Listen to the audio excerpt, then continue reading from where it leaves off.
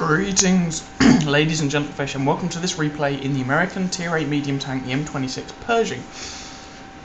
It's a Tier 8 game, so we're top tier, and we are here on Redshire, one of the worst maps in the game. But it's okay, because come the next patch, this map is being completely revamped. So historically, the M26 Pershing was originally classified as a heavy tank, before being later reclassified as a medium. And this kind of comes through. Before you get the upgraded engine, this thing handles like a heavy tank. It really does. Even when you have got the fully upgraded engine, it's not the fastest medium tank in the world. You know, it's alright, but it's not lightning quick. It also has, for a medium tank at least, some of the better armour out there, especially on the front of the turret. And although originally I did not like this machine, I've actually come to really rather enjoy it. A bit like the T20.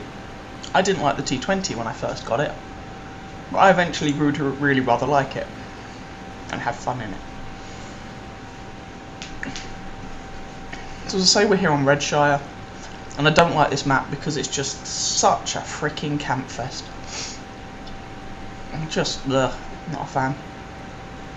But I'm not going to tell you how, because, well, A, you'll find out, and B, there are videos that already do it, done by other people, and they'll be better than anything I provide, but this map is getting revamped. So we're just over here on this ridge, trying to spot people over the top of it.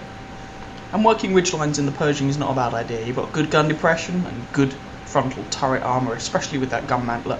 On the upgraded turret, I should say, the stock turret, it gets penned a fair amount. On paper, it doesn't seem to be a huge amount of difference between them, but, you know, the upgraded one doesn't get penned as much, so grand. And hello, Mr. AMX, how are you today? Ooh, he's been trying to nail that Hellcat, but the Hellcat puts one into him, and that's their AMX 12T down.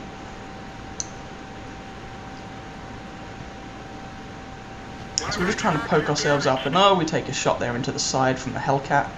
And the side armour on this thing is not great. The hull armour is like 100 and odd millimeters, bit of sloping going on.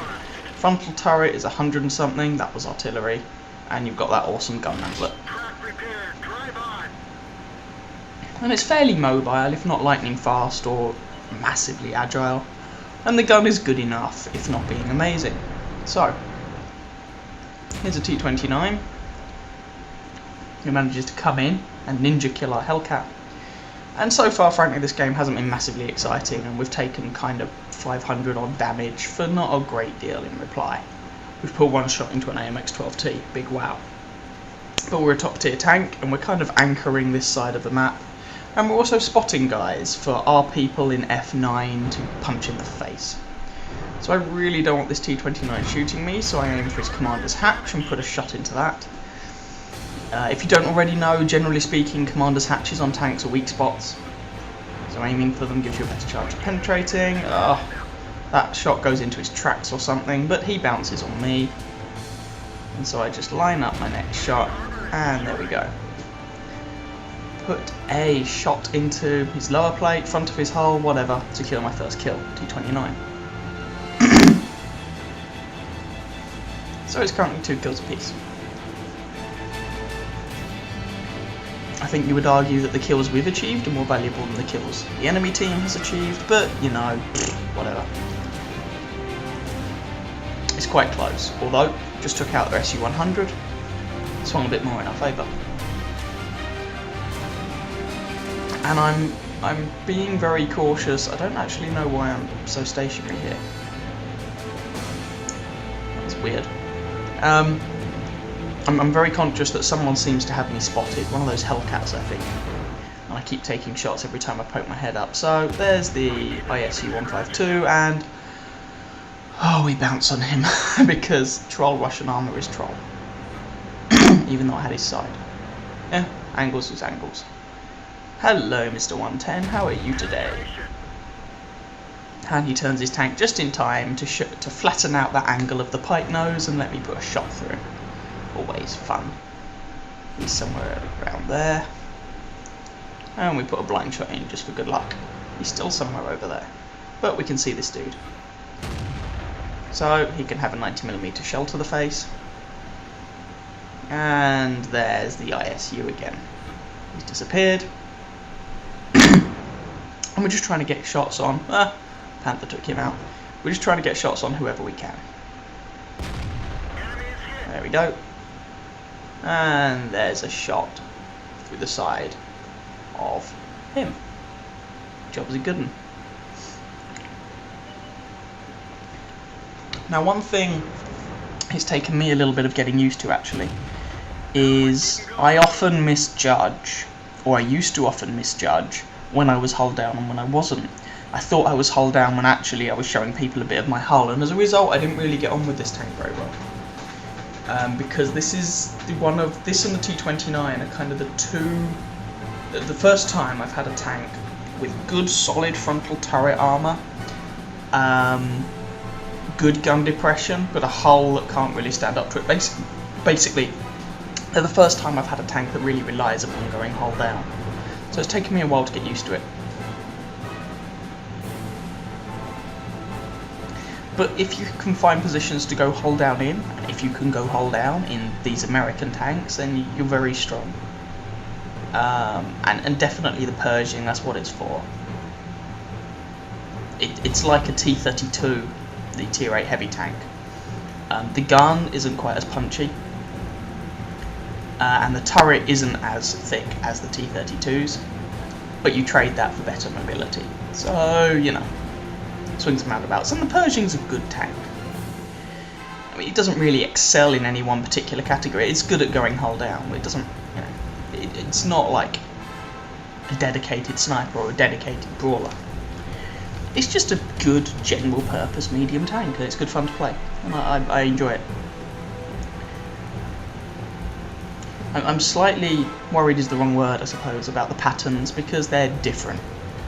They don't have that turret front, for example, but they tend to get better guns, and we'll see how they play out. I'm not sure. At the moment, I'm not going to keep this tank because I'm expecting the bye-bye 110. I'm expecting the Centurion to play in a very similar way when I eventually get that, but have a better gun and be a little bit have slightly better acceleration. So yeah, maybe one day I'll rebuy this when I eventually sell it. I haven't, you know, I'm like 40k experience into the grind for the pattern at the moment, so I haven't finished with this machine yet, nowhere near.